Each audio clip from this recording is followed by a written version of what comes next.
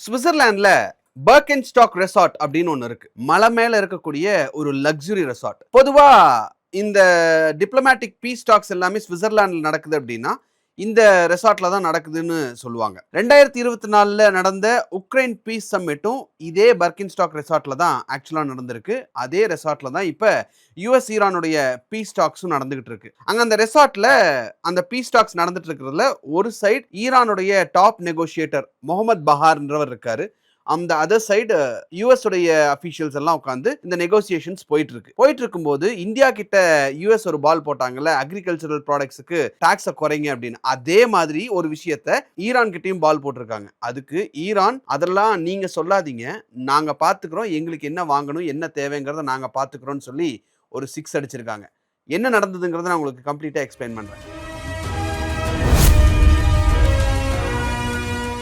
வணக்கம் நேயர்களே. இப்போ இந்த யுஎஸ் ஈரான் டீல் பத்தி ரீசெண்டா வந்திருக்கக்கூடிய அப்டேட் என்ன அப்படின்னா, யுஎஸ் ஒத்துக்கிட்டாங்க $12 பில்லியன் ஃப்ரோசன் அசெட்ஸ் ரிலீஸ் பண்றதுக்கு யுஎஸ் ஒத்துக்கிட்டாங்க அப்படின்னு ஈரானுடைய டாப் நெகோசியேட்டர் முகமது பஹாரே சுவிட்சர்லாந்துல அந்த டாக்ஸ் முடிச்சுட்டு வெளியில வரும்போது மீடியால சொல்லியிருக்காரு. யுஎஸ் கூட இப்ப நாங்க ஒரு அக்ரிமெண்ட் ஒன்று ரீச் ஆயிருக்கோம், அதுல $12 பில்லியன் ஃப்ரோசன் அசெட்ஸ் அவங்க ரிலீஸ் பண்றேன்னு சொல்லியிருக்காங்க. எப்படி கொடுப்பாங்க அப்படின்னா யுஎஸ் இதுக்கு ஒரு பாலிசி ஃபிக்ஸ் பண்ணியிருக்காங்க. என்ன அப்படின்னா, ஈரான் ஒவ்வொரு பெஞ்ச் மார்க்கா ஹிட் பண்ணும்போது கொஞ்சம் கொஞ்சமா இந்த ஃபண்ட்ஸை வந்து நாங்க ரிலீஸ் பண்ணுவோம், ஸ்டெப் பை ஸ்டெப் ரிலீஸ் பண்ணுவோம் அப்படின்னு சொல்லியிருக்காங்க.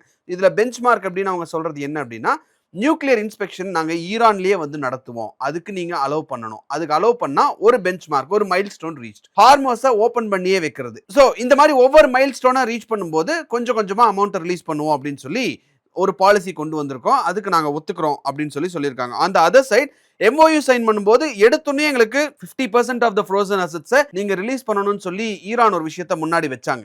அதுக்கு இப்ப அமெரிக்கா ஓகே சொல்லிட்டு கொடுக்க வேண்டிய $24 பில்லியன் $12 பில்லியன் இப்பவே கொடுக்கறதுக்கு ஒத்துக்கிட்டாங்க. அதை 2 டிரான்ச்சா கொடுக்கறதா சொல்லியிருக்காங்க. ஃபர்ஸ்ட் ஒரு $6 பில்லியன் அடுத்து ஒரு $6 பில்லியன் கொடுக்குறோம் அப்படின்னு சொல்லியிருக்காங்க. சோ இந்த மாதிரியான இன்ட்ரெஸ்டிங்கான அப்டேட்ஸ் நடந்துட்டு இருக்கும்போது ட்ரம்ப் வந்து ஒரு கண்டிஷன் சொல்றாரு. $12 பில்லியன் நாங்க தான் ரிலீஸ் பண்றோம்ல, அன்ஃப்ரீஸ் பண்றோம்ல, சோ அதை வச்சு நீங்க யூஎஸ் உடைய அக்ரிகல்ச்சரல் ப்ராடக்ட்ஸ் வாங்கலாம்ல அப்படின்னு சொல்லி ட்ரம்ப் ஒரு கண்டிஷன் அந்த இடத்துல முன்னாடி வைக்கிறார். அதுக்கு ஈரான் தரப்புல இருந்து அவங்க என்ன சொல்றாங்கன்னா, யூஎஸ் ப்ராடக்ட்ஸை பை பண்ணணுங்கிற எந்த ஆப்ளிகேஷனும் எங்களுக்கு கிடையாது, பிரைஸும் குவாலிட்டியும் நல்லா இருந்தா நாங்களே வாங்குவோம், இதை வாங்கு அதை வாங்குன்னா நீங்க எங்களுக்கு சொல்லாதீங்க அப்படின்ற ஒரு விஷயத்த சொல்லியிருக்காங்க. யூஎஸ்ல இருந்து வாங்கலாம் அப்படிங்கிற ஒரு 2 டைப் ஆஃப் நெரேட்டிவ் இருக்கு. ட்ரம்ப் வந்து டொமஸ்டிக் ஆடியன்ஸை சாட்டிஸ்ஃபை பண்ணணும், அமெரிக்கால இருக்கக்கூடிய ஃபார்மர்ஸ்க்கு பெனிஃபிட் வரணும் அப்படின்றதுக்காக இதை சொல்றாரு. அந்த அதர் சைடு ஈரான் வந்து அமெரிக்கா எங்களை ப்ரெஷர் பண்ணல, நாங்க கம்ப்ளீட்டா இண்டிபெண்டன்ட்டா ஒரு முடிவு எடுத்திருக்கோம் அப்படின்றத ஈரான் மக்களுக்கு சொல்றதுக்காக இப்படி ஒரு கேம் வந்து 2 பேரும் பிளே பண்ணிருக்காங்க அப்படின்னு கூட ஒரு சில கிரிட்டிசிசம் வரதான் செய்யுது. அதுக்கு ஈரான் தரப்புல அந்த முதல்ல கொடுக்கக்கூடிய ஒரு $6 பில்லியன் என்ன, நாங்க பேசிக் கூட்ஸும் மெடிசின்ஸும் அமெரிக்காட்ட இருந்து வாங்கிக்கிறோம், அதே மாதிரி அடுத்து வரக்கூடிய $6 பில்லியன் நான் சாங்ஷன்டு கூட்ஸ் கூட நாங்க வாங்கலாம், ஆனா என்ன வாங்கணும் அப்படிங்கறத நாங்க டிசைட் பண்ணிக்கிறோம், நீங்க சொல்லாதீங்க, பேசிக் கூட்ஸ் மட்டும்தான் வாங்கணும் அப்படின்ற எந்த ஆப்ளிகேஷனும் கிடையாது, நாங்க எது வேணும்னு நினைக்கிறோமோ அதை நாங்க வாங்கிக்கிறோம், அதை நீங்க ப்ரெஷர் போடாதீங்க அப்படின்னு சொல்லியிருக்காங்க. நாங்க டிசைட் பண்ணிக்கிறோம் அப்படின்ற ஒரு தொனியில அந்த மீட்டிங்ல பேசியிருக்காங்க ஈரான். அதுக்கு அமெரிக்கா ஓகே சொல்லியிருக்காங்க. ரெண்டாவது முக்கியமான விஷயம், ஆயில் மேல இருக்கக்கூடிய சாங்ஷன். இது வந்து ஒரு ஹிஸ்டாரிக் ரிவர்சல் அப்படின்னா நம்ம பேசிக்கா சொல்ல வேண்டியது இருக்கு. காரணம் என்ன அப்படின்னா, ஈரான் ஆயில் பெட்ரோகெமிக்கல்ஸ் எல்லாத்தையும் ஆகஸ்ட் 21 வரைக்கும் நீங்க செல் பண்ணிக்கலாம் அப்படிங்கிறதுக்கு யூஎஸ் ஒத்துக்கிட்டு இருக்காங்க. இது ஒரு முக்கியமான யூ டர்ன். ஏன் அப்படின்னா, சாங்ஷன்ஸ் எல்லாத்தையும் ஈஸ் பண்ணணும் அப்படின்னு சொல்றது ஒரு பாயிண்ட்.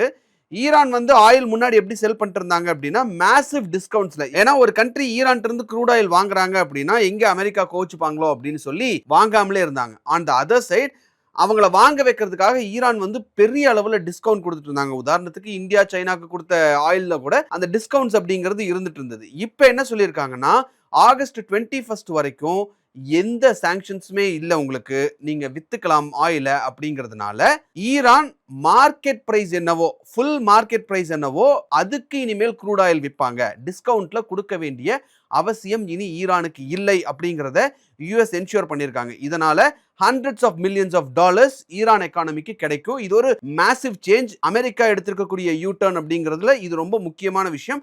கம்ப்ளீட் சாங்ஷன்ஸை ஆகஸ்ட் 21 வரைக்கும் நாங்க தூக்குறோம் அப்படின்னு சொல்லியிருக்காங்க. மூணாவது முக்கியமான விஷயம் பாத்தீங்கன்னா நியூக்ளியர் இன்ஸ்பெக்ஷன்ஸ். ட்ரம்ப் என்ன சொல்றாரு, டெஹ்ரான் வந்து இன்டர்நேஷனல் நியூக்ளியர் இன்ஸ்பெக்ஷனுக்கு அலோவ் பண்ணணும் அப்படின்னு சொல்லியிருக்காரு. On the other side Iran okay நாங்க அலோவ் பண்றோம் அப்படின்றத முன்னாடியே சொல்லியிருந்தாங்க. அது இந்த டீல்லையும் ஓகே சொல்லியிருக்காங்க.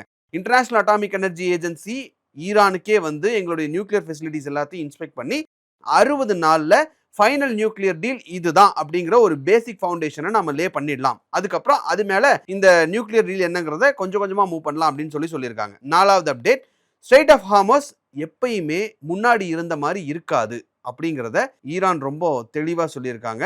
ஈரான் தான் இந்த விஷயத்த சொல்லியிருக்காங்க. ஏன் அப்படின்னா தொடர்ந்து ஈரான் வந்து அமெரிக்காவுடைய அந்த MOU சைன் பண்ண உடனேயும் அந்த அதர் சைடு இஸ்ரேல் வந்து லெபனான் அடிக்க ஆரம்பிச்சாங்க. திருப்பியும் வந்து ஸ்ட்ரெய்ட் ஆஃப் ஹார்மஸை க்ளோஸ் பண்ணாங்க. இப்படி மாறி மாறி மாறி மாறி இருக்கிறது ஒரு மிகப்பெரிய ஏமாற்றமா இருக்கு. ஸோ ஸ்ட்ரெய்ட் ஆஃப் ஹார்மஸ் வாருக்கு முன்னாடி இருந்தப்போ எப்படி ஃப்ரீயா இருந்ததோ அது மாதிரி இனிமேல் வர்றதுக்கு வாய்ப்பில்லை அப்படிங்கிறத ஈரான் ரொம்ப தெளிவாக சொல்லியிருக்காங்க. On the other side international law என்னவோ அதை நாங்கள் ஃபுல்லாக பின்பற்றுவோம் அப்படின்னு ஈரான் சொல்லியிருக்காங்க. ஈரான் வந்து ஸ்ட்ரெய்ட் ஆஃப் ஹார்மஸ் எங்களுடைய கண்ட்ரோலில் இருக்கும், நாங்கள் மெயின்டைன் பண்ணுறது அப்படிங்கிற ஒரு விஷயத்தை தான் ஒரு சிக்னலாக இப்போ ஆக்சுவலாக கொடுத்துருக்காங்க. லெபனான் சிச்சுவேஷன் ஆக்சுவலி ரொம்ப காம்ப்ளிகேட்டடாக இருக்குது. ஏன்னா எந்த டீல் நீங்க பேசுனீங்கனாலும் அதுல லெபனான் இருக்கணும் அப்படின்னு சொல்லி ஈரான் முன்னாடியே சொல்லியிருந்தாங்க. 5 ரவுண்ட் ஆஃப் டாக்ஸ் நடந்திருக்கு. லெபனான் சைடு என்ன சொல்றாங்க, அவங்களோட அம்பாசிடர் இஸ்ரேல் வந்து சதர்ன் லெபனான்ல இருந்து கம்ப்ளீட்டா வித்ட்ரா பண்ணணும் அப்படின்னு சொல்றாங்க. அந்த அதர் சைடு இஸ்ரேலோட அம்பாசிடர் என்ன சொல்றாருன்னா ஹிஸ்புல்லா கம்ப்ளீட்டா அவங்க ஆயுதங்களை கீழே போடணும் அப்படின்னு சொல்றாங்க. இது அடுத்தடுத்து வர பாயிண்ட்ஸ் பாத்தீங்கன்னா உங்களுக்கு ஈஸியா இன்னுமே புரியறதுக்கு வாய்ப்பு இருக்கு. ஏன் அப்படின்னா வெப்பன்ஸை கீழே போட்டு ஓகே சமாதானம் அப்படின்னு வரும்போது அடுத்த லெவல் பிரச்சனைக்கு போறதுக்கு இஸ்ரேல் தயாரா இருக்காங்களோ அப்படின்ற ஒரு சந்தேகம் வருது. ஏன் அப்படின்னா இஸ்ரேலுடைய பிரைம் மினிஸ்டர் நெத்தன்யாகு என்ன சொல்றாருன்னா சதர்ன் லெபனான்ல எங்களுடைய அட்டாக்ஸ் இஸ்ரேலி ட்ரூப்ஸ் அட்டாக் பண்றதுங்கிறது கண்டினியூ ஆகத்தான் செய்யும். ஹிஸ்புல்லாவுடைய இன்ஃப்ராஸ்ட்ரக்சரை கம்ப்ளீட்டா நாங்க டெமாலிஷ் பண்ண தான் போறோம். யூஎஸ் என்ன டீல் போட்டாலும் எங்களை அது வந்து கட்டுப்படுத்தாது. இஸ்ரேல் ஒரு சாவரின் ஸ்டேட், அதனால யூஎஸ் டீலை பத்தி நாங்க மைண்ட் பண்ண போறது இல்லை அப்படின்னு சொல்லி ஒரு சைடு சொல்றாங்க. சோ இதை நம்பி ஹிஸ்புல்லா ஆயுதங்களை கீழே போடுவாங்களா அப்படின்ற ஒரு மிகப்பெரிய கேள்வி இருக்கு. இந்த மாதிரி லெபனான் ஒரு மிக முக்கியமான காரணியா இந்த இஸ்ரேல் யூஎஸ் டீல்ல இருக்கக்கூடிய சிச்சுவேஷன்ல இஸ்ரேல் லெபனானை தொடர்ந்து அடிச்சுக்கிட்டே இருக்கிறது இந்த டீலை பெரிய அளவுல பாதிக்கும் அப்படின்னு எதிர்பார்க்கப்பட்ட நிலையில முக்கியமான 2-3 விஷயங்கள் ஓகே அப்படின்னு ஈரானும் யூஎஸும் அக்ரி பண்ணியிருக்காங்க. இனி அடுத்தடுத்து இருக்கக்கூடிய மொத்தம் 14 பாயிண்ட்ஸ் இருக்கு. அந்த 14 பாயிண்ட்ஸ்ல இப்போ ஒரு 3-4 பாயிண்ட் ஓகே ஆயிருக்கு இந்த வீடியோ ஷூட் பண்ற டைம்ல. அடுத்த 14 பாயிண்ட்ஸும் இனி அடுத்து என்னென்ன நடக்கும் அப்படிங்கிறத ஓவர் த கம்மிங் டேஸ் நமக்கு இன்னும் கிளியரா புரியும் அப்படின்னு நம்ம நினைக்கலாம். ஸோ இந்த வீடியோ உங்களுக்கு இன்ஃபர்மேட்டிவா இருக்கு அப்படின்னு நீங்க நினைச்சீங்கன்னா இந்த வீடியோவை ஸ்கூல் ஸ்டூடெண்ட்ஸ் அண்ட் காலேஜ் ஸ்டூடெண்ட்ஸ்க்கு ஃபார்வர்ட் பண்ணுங்க. Let them know what is happening in the world. And இந்த வீடியோ உங்களுக்கு பிடிச்சிருந்தது அப்படின்னா இந்த வீடியோவை லைக் பண்ணுங்க, ஷேர் பண்ணுங்க, கமெண்ட் பண்ணுங்க, சப்ஸ்கிரைப் பண்ணுங்க. தேங்க்யூ. எல்லாருக்கும் வணக்கம். குழந்தைங்களுக்காக ஃபைனான்சியல் லிட்ரஸி மணி ஃபார் நத்திங்னு 2வது பார்ட்டு. அண்ட் இதில் வந்து செக் எழுதுறது எப்படி, டெபாசிட் ஸ்லிப் எழுதுறது எப்படி, பணம் எப்படி வந்தது, பார்ட்டர்லேருந்து டிமானிட்டைசேஷன் வரைக்கும் எல்லாத்தையும் கவர் பண்ணியிருக்கோம். உங்கள் குழந்தைங்க அப் டு ஏஜ் 10-12க்கு ரொம்ப யூஸ்ஃபுல்லாக இருக்கும். இந்த புக் இப்போதைக்கு ஒரு ஸ்பெஷல் ப்ரைஸில் 450 ரூபாய்க்கு கொடுக்குறோம். இதை யூஸ் பண்ணிக்கங்க. நன்றி, வணக்கம். moneypage.com வெப்சைட்டை சப்ஸ்கிரைப் பண்ணுங்க. ஒரு வாரத்துக்கு 4 ப்ரீமியம் ஆர்டிக்கலும் ஃப்ரீ ஆர்டிகல்ஸ் ஒரு 10லேருந்து 15 நாங்கள் போடுறோம். இது சப்ஸ்கிரிப்ஷன் ஒரு மாதத்துக்கு 99 ரூபா தான். இங்கே சொல்கிற கான்செப்ட்ஸை கிரேட்டாக எக்ஸ்பேண்ட் பண்ணி போடுறோம். நீங்கள் படிச்சிங்கன்னா உங்களுக்கு யூஸ்ஃபுல்லாக இருக்கும். நன்றி, வணக்கம். குழந்தைங்களுக்காக ஒரு புஸ்தகம் லான்ச் பண்ணோம். அது ரொம்ப சக்ஸஸ்ஃபுல்லாக இருக்குது. யாருக்கெல்லாம் அந்த புஸ்தகம் போகணுமோ எங்கள் டீமுக்கு கான்டாக்ட் பண்ணுங்கள். கீழே இருக்கிற நம்பர்லேயும் வெப்சைட்லேயும் கான்டாக்ட் பண்ணிங்கன்னா உங்களுக்கு அந்த புஸ்தகத்தை நீங்கள் வாங்கிக்கலாம். மற்ற எங்கள் புஸ்தகமும் அவைலபிள் எங்கள் வெப்சைட் மூலமாகவும் வாங்கலாம். கீழே இருக்கிற வாட்ஸ்அப் நம்பர்லேயும் மெசேஜ் அனுப்பலாம். நன்றி, வணக்கம்.